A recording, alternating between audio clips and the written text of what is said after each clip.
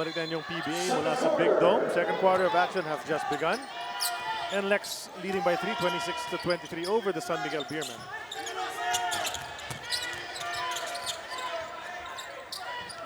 Ball swung over dito kay AZ Reed. Turnaround jumper is short. Sa rebound naman, nagbakbakan ng mga NLEX Road Warriors. Kwame Alexander came up with it. This quarter is brought to us by Motolite for Express Elite Service. Call 370-6686. Charlie Kuna together with Dr. J. Andy Howe and Erica Batiti naman ating kasama at courtside. You'll hear from her from time to time. Double dribble ang tinawag ni referee Mariano. Very certain of his call, contrary to kay John Wilson. If I were a referee, if I made the right call, I'm not going to listen to any protestations. Just tell the guy, I made the right call, go back. Depensa ka na. There's that matchup. Nasabi nga natin, mukhang foul na naman si Winnie Arboleda. 3-4 na. Well, hinawakan niya si Cabagnot who was trying to use the screen here. He's only been in the game for about 3 minutes. 4 na kanyang foul. Nakaagaw naman ang NLEX and John Wilson gets it. You know, John Wilson plays great defense. And score as well. Kaya naman kinuha nila si John Wilson from the Meralco Bolts just 3 games ago. Kwame finds Winnie Arboleda. He has that outside shot. In and out. On the rebound, sinubukan i-tap out the Enrico to the wrong guy, however. Setting this 3 from Cabagnot up. Still can't deliver from Rainbow Country. So it's only Marshall after Ronald Tube to hit 3s. Para rito sa San Miguel. You're correct because that is one of their strengths. Si Easy nakakailan this na from there as well as si Cabagnot. Here's Kwame. Very athletic. Nakuha niya yung baseline na yan. Can do lots of creative things around that basket. JR cannot guard people from the perimeter, especially a guy that's an import that has power. His footing is not really that good going sideways. Another speed. Ngayon, foul naman ni Cabagnot against Winnie Arboleda. Every time Winnie Arboleda bangs into you, you will feel it. Ibalita muna tayo kay Erica Padilla. Junmar Fajardo inamin na mayroong espesyal na kaba whenever he is matched up with Asi Taulava. Tangkad lang daw ang advantage niya but everything else he considers na kay Asi ang lahat. Pero hindi naman daw siya para mawala ng tiwala sa sarili. But he gets to realize that aside from being aggressive, he needs to specifically work on certain spins and footwork sa ilalim to outplay the experience and ageless Asi Taulava. With sa inyo? Well, no surprise there. Thanks a lot, Erica. Dahil nga si Asi Taulava, Nicole veteran knows every single trick in the book. Yeah. Marami natututunan ito si Junmar every time he faces Asi for sure. Former MVP rin naman. And, you know, prior to Asi to Junmar Fajardo, si Asi talaga ang pinag-uusapan. He was the best big man in the league. The most, everybody was looking for him. Kaya nga surprising yung nawala siya ng ilang conference sa PBA before coming back. Yeah, when he was let by Meralco. Laro muna siya sa CBL. Where he did win a championship. Yeah. So successful even there in the other league that he joined. Came back here. Tuloy-tuloy pa rin. In fact, parang gumanda nga laro niya upon returning to the PBA. But now a foul is called. Free throws ni Ronald Tubi. Datid sa ating Smart. Live more. Well, it's like a rejuvenation time there for Asi Taulava. He found the elixir of youth. Tama. Witness hard-hitting MMA action in PXC 48. Bakbakan Rolando Gabriel D at Kyle Aguon para sa Bantamweight title.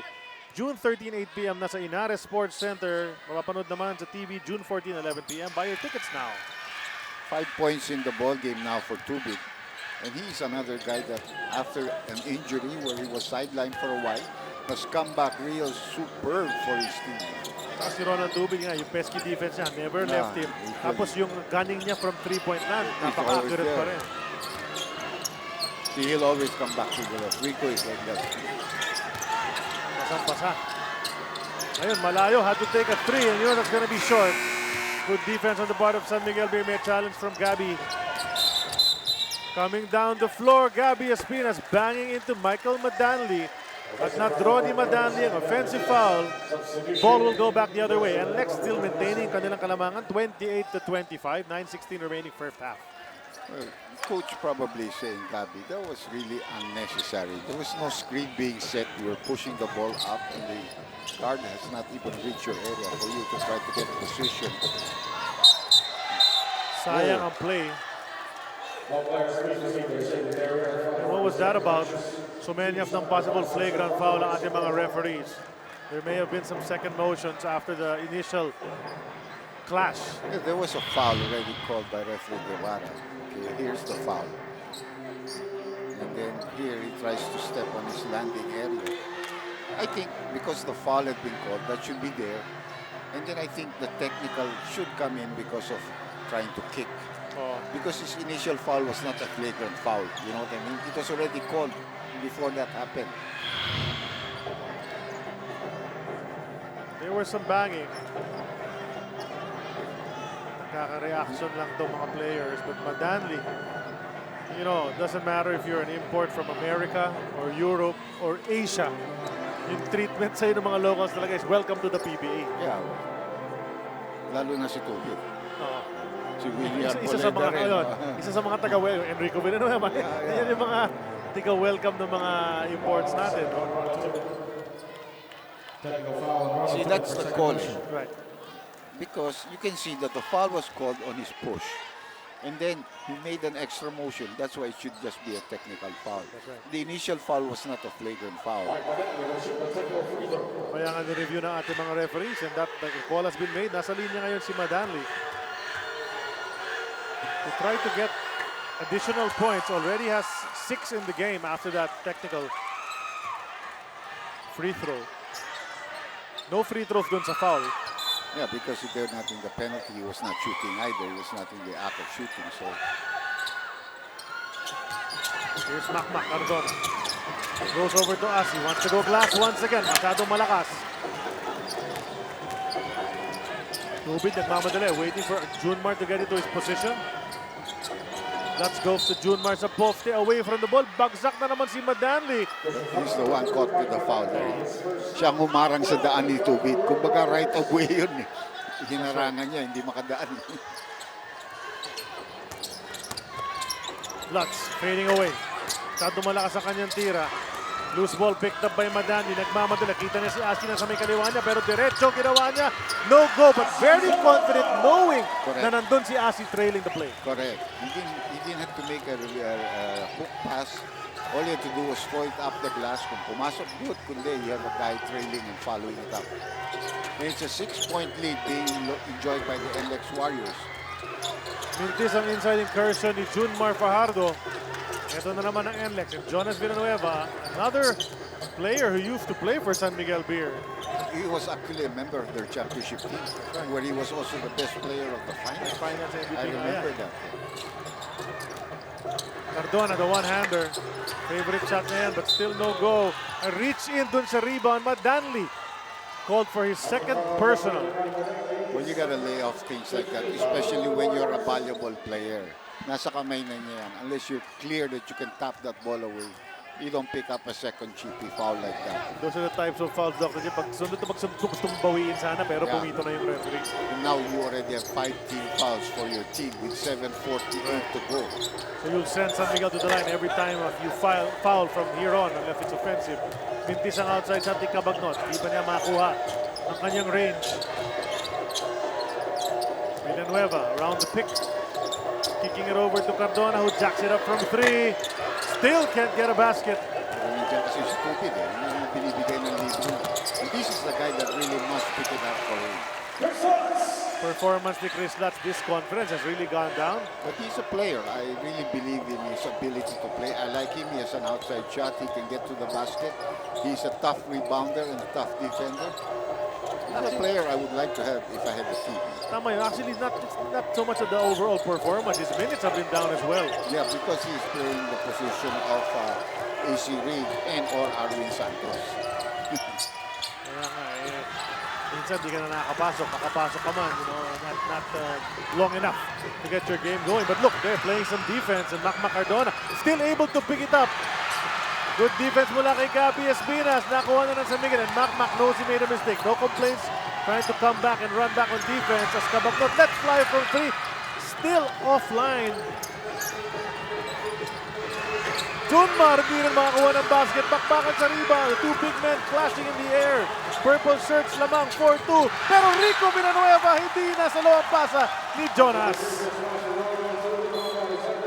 It was a good decision on who to go to because Rico was ahead of the pack. Maybe a nice bounce pass would have been better because it was ahead of the player. Attention PLDT Home DSL subscribers, upgrade now to triple play plan. That's DSL plus 66 signal TV channels. Add 400 pesos a month to your DSL plan. No cash out and free installation. Upgrade now at pldthome.com. 6:07 natitira sa ating second quarter of action. Apat ang lamang ng NLEX. And San Miguel finding it hard to score dito sa quarter number 2, Dr. J. Well, you have good shot blockers there in Asi Taulaba at saka yung kanilang import. So it's not easy to get. This is where they miss Arwin Santos because of his two personal fouls. Punta muna si Erica. Erica? With a humble lead of NLEX, wala naman reason for SMB to panic. Coach Leo just reminded team to make that extra pass until they find their strength sa ilalim. He asked not to be predictable and make sure they land on their spots to keep the ball movement precise. Balik sa inyo. Thanks a lot, Eric. Well, nakaka pa naman sa ating laro talaga. So, no panic button early in the game. But you have to be concerned kung nahihirapan ka umiscore. That might continue throughout the game. You have to be more creative. I think if we look at it and we're not sure at the moment, nice drive there by this Lutz. He gets fouled by Asi. I don't think San Miguel is shooting over 33% at the most. They've been missing a lot of shots. Look at this move, spin move from Kwame Alexander. Mafter, guapo move yan. Brought to us by Mafter Face Scrub. Sikreto ng mga guwapo.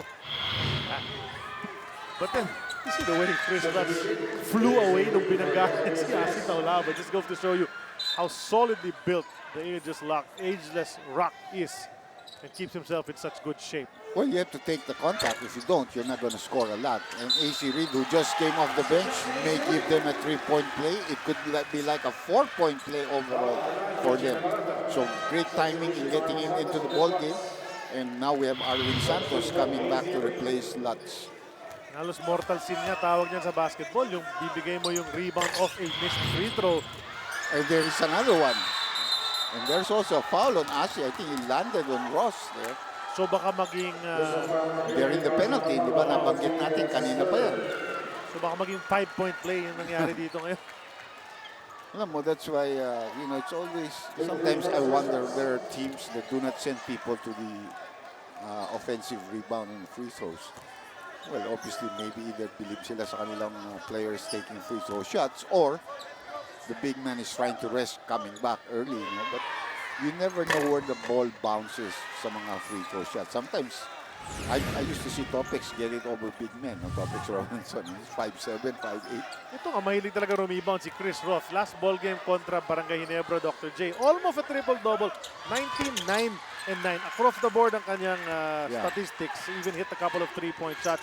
Just a great game from this fellow who is really, really a good influence sa kanilang Yeah, he's been a superb. Oh, that was almost intercepted. And then that's going to be a foul downstairs on ACV. Kaka mabibilib talaga kay Asi Taulaba. The way he lunges para sa mga loose ball katulad niyan. And, in his 20s, that was commonplace. Pero ngayon, di ba? Ganun pa rin ang kanyang laro. It's nice to see people keep themselves in shape. Ali is also one of those kind of players. So they just has a busted knee sometimes, and he's not being able to recover from that. Napalakas ang pasa ni Kwame Alexander. Never reached its destination. And kung ganong kaganda ang scoring nung first quarter, nag-slow down ng todo sa quarter number 2. Tapos more fouls, more trips to the line. And really, the defense has really picked up. There are only 11 points so far for San Miguel in the second quarter and only 9 for NLEX. At ang 3, hindi pa rin makuha ni AZ Reed. Kaya pinibigay naman sa kanya ng kalaban yung partner. Kasi hindi siya nakakashoot. Sir Donnie, nantay mga kakampi. Nasa kayo? Para mag-isa lang siya against all the white shirts. And a miss from Afi Taulaba. Ball goes back the other way. Magkakataon makatabla para sa San Miguel Beer. Maybe take the lead on the 3. We go to Junmar. Yan ang naman ang matchup. Everybody collapses down there onto the box. Arwin leaves for Ross. Doesn't want to take it. Might have to. Ayun ang drive. Sidestep. Flips it up. Pasok para kay Chris Ross. Well, that's the maturity of Chris now with this team.